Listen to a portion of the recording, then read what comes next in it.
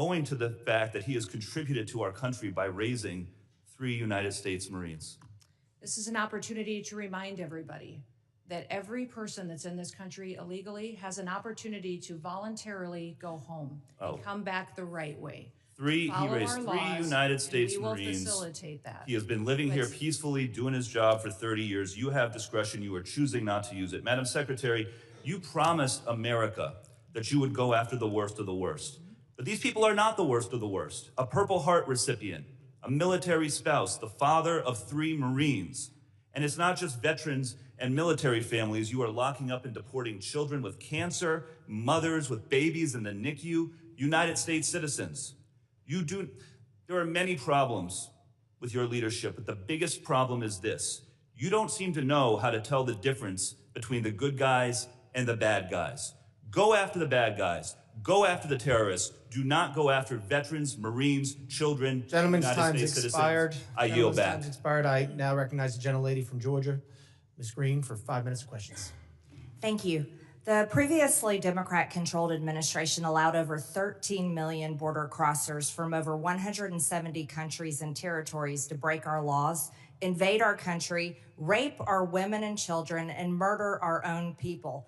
They set all-time records for the highest number of illegal aliens ever encountered in a single day at 14,500, in a single month at 370,000, and in a single year at 3 million, not including the known gotaways.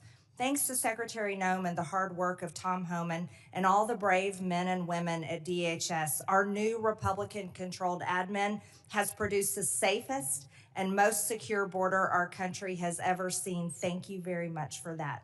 For the 7th consecutive month, U.S. Border Patrol released 0 illegal aliens into the United States.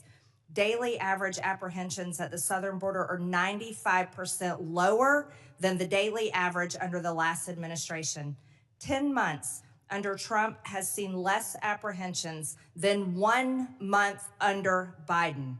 Since January 21 through the end of November, there have been 117,105 total enforcement encounters along the southwest border, which is nearly 40% less than the monthly average during the Biden administration.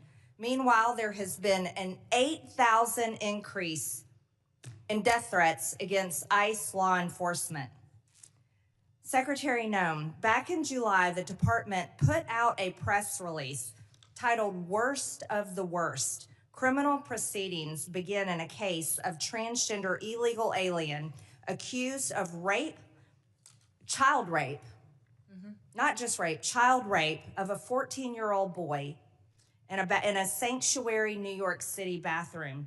I wanted to highlight this case because it encapsulates so many different violent policies of Democrats. This is an increase in trans violence with their embrace of gender ideology, an egregious catch and release policy implemented under the last 4 years, and sanctuary cities that harbor criminal, illegal alien monsters that have raped and murdered many Americans. Can you discuss further what you're facing in these sanctuary cities and the illegal alien monsters that have been released into American communities under the Biden administration? Yeah, unfortunately, Congresswoman, we arrest individuals like that every day because they're so prevalent on our streets because of what happened under the Biden administration. Every day we're able to go out and encounter and bring to justice individuals who are raping our children, murdering our mothers, our grandmothers, our families are devastated by them. And I'm shocked at the Democrats' constant defense of these individual criminals over the American citizen that is out there just trying to live their lives, put food on the table, and live the American dream. And what we do at the Department of Homeland Security by making sure that we're out enforcing the law every day is making sure that those families get a chance to do that. So I'm so grateful for them. The 8,000% increase in death threats is real. These ICE agents and CBP officers that are out on our streets doing God's work live in these communities. They live there. These are their families and their neighbors that they're protecting, and they get up every day and do that job because they believe in their mission.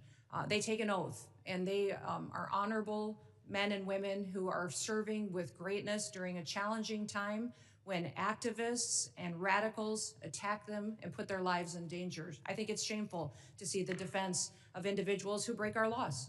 We are a nation of laws. If we are not a nation of laws, we're no nation at all. And that is what we are doing every day, is following laws. If you guys don't like the law, go change it. That's your job.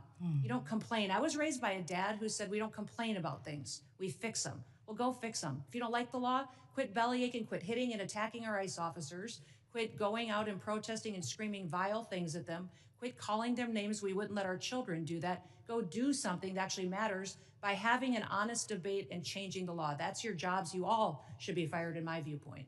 I agree. Thank you so much for that, Secretary Noem. Back in 2021, I was one of only 16 members who voted against the Allies Act of 2021, which increased the number of special immigrant visas for Afghan nationals and loosened vetting requirements for eligibility. This brought in over 76,000 Afghans. Director Kent, what actions are being taken to identify and remove any of the 100,000 Afghan nationals admitted under the Biden admin who may have ties to terrorism, like the one who shot 2 National Guard members, tragically killing Sarah Beckstrom here in Washington, D.C.?